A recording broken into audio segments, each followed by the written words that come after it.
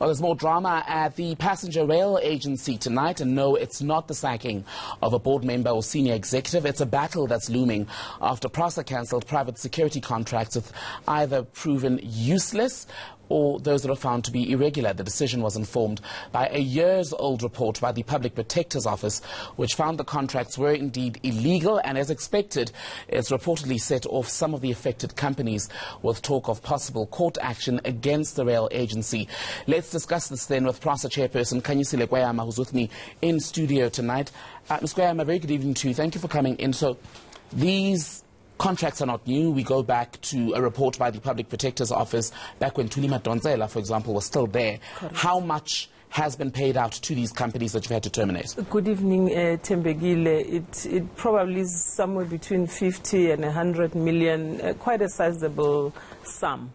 And as you rightfully say, these contracts were pointed out by the Public Protector in 2015. Investigations were then conducted by the board that was in place at the time, resulting in reports in 2017. So effectively, any action that could be done is really only about 2 years old. We were appointed in 2018, and we looked at these contracts. And management said, you know, there has to be some business continuity. We instructed that new tenders should be issued for security because these contracts are unconstitutional, unlawful, everything that is irregular about them. No clear procurement process was undertaken in awarding them. Management obviously motivated for business continuity so that we are not left vulnerable, and we gave a limited period in which they could continue. And that time has come and gone. And we cannot continue perpetuating irregularities. Okay. It's unconstitutional, it's unlawful, it's illegal, and these security companies know they have been given notice.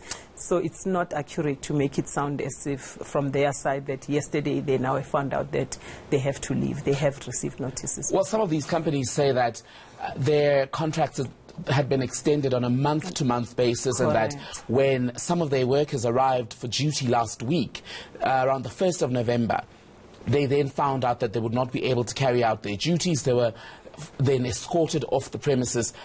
Had there been a communication to say, as of 1 November, do not come to work? There has been communication. We have seen the communication that management has shown us that shows that they have been advised that they should not present themselves. So their presenting is really defying and hoping for the pressure that will say Prasa is vulnerable, Prasa needs to be secured, which you have seen throughout the day.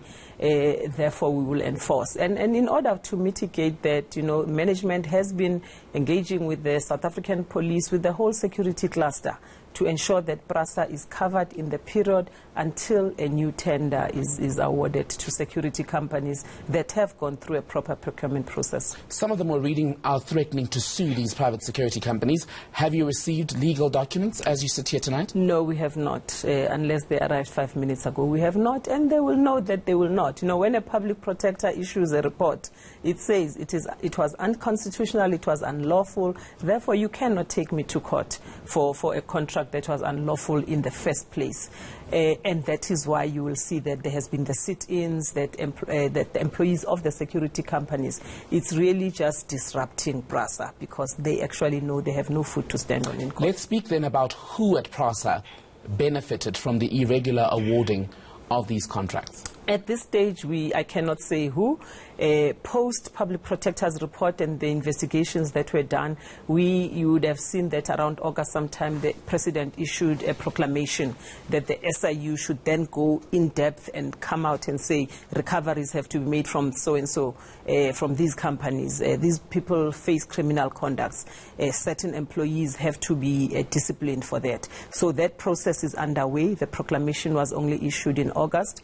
We have received a preliminary report from the SIU based on a scan of all the contracts that the Public Protector as well as National Treasury and other investigations have come up with. So in the next 2, 3, 4 months, we will start issuing summons where it's necessary, and we will start disciplining employees who are responsible, and those that need to face criminal prosecution, obviously, the SIU would then refer to the NPA so that they can proceed with those. Let's move in then to the filling of these security posts that are now vacant, or technically vacant, after the departure of these private security companies. I know that you're working with SAPS, for example, to guard the facilities, protect customers and staff, as well as infrastructure. Correct. What are the numbers? How many facilities are affected, and how many boots on the ground will you need to make sure that there's no disruption of security? Because the reality of this country is we have a serious crime problem, and no area can go unguarded.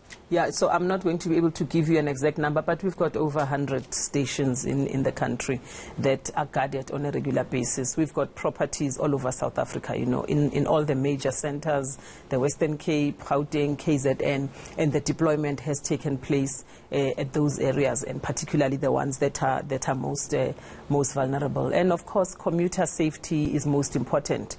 You know, yesterday there was stage-ins and sit-ins at Pretoria Station, at Park Station yesterday, and we are very pleased that SAPS was very visible last night, once again this morning. And we also understand that SAPS has a whole country to protect. It cannot only protect Prasa, but there are millions of passengers that go through the network. And we are working very hard with National Treasury, with the Department of Transport, to ensure that we get to a normalized state so that we can get protection. Also, a key part of it is to insource our own security, because with these very same security companies that have been irregular, we have been experiencing cable theft, we have been experiencing commuters that get attacked, we have been experiencing drivers that get attacked. So it says that even the security companies were not doing their work, and to then expect us to continue paying you every month when you are irregular but are also not doing your work is completely not in the best interest of Prasa and of this country.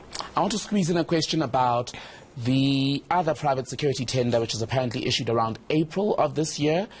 How far is that? Is it true that there was indeed a tender issued in April of this year, and that is expected to now fill these vacancies? No. No, there isn't a private. There has been a process that's been running.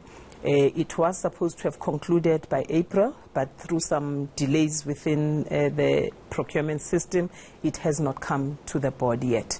But we have been at some stages, for instance, in the Western Cape, where we had pressure points, if that's what you're talking about, where we had pressure points around the train burnings. There had to be a special deviation that was obtained from National Treasury so that that investigation could be run. So there are pockets where you will find that, but there isn't a national private security tender that was issued in April.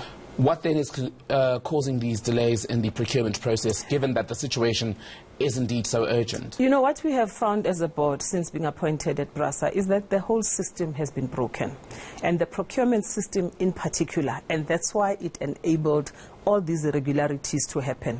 So we have had to ensure that there is capacity within that department. We appointed a chief procurement officer who started in October after a long interview process. So there are some key executives that we've appointed in procurement, in finance, because those are the areas. In human resources, there are some people don't have capacity, and some of the old people who have been part of making sure that the system is messed up are still within the system, and it takes a while to ensure that that is intact and doing the proper work. For instance, another area that the public protector had identified was that the supply chain management policy was no longer effective. It was a mess. SCM.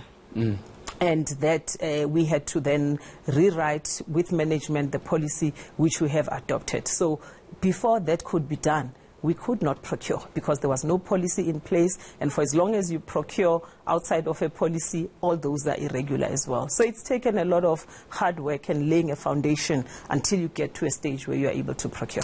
I might get into trouble for this, but yes or no, do you believe that you as the Prasa board are winning the battle against corruption at the agency? Against corruption, definitely, because, you know, our previous minister said the ATM has been closed. So it starts with that, is that you must close the gaps, you've got the policies in place, and then you start. But you've got a whole backlog to work with. But we are committed, we are firm on it, and yes, we will weed it out completely eventually. Not quite a yes or no answer, but Khanyisile Kweyama, Prasa board chairperson, will definitely be in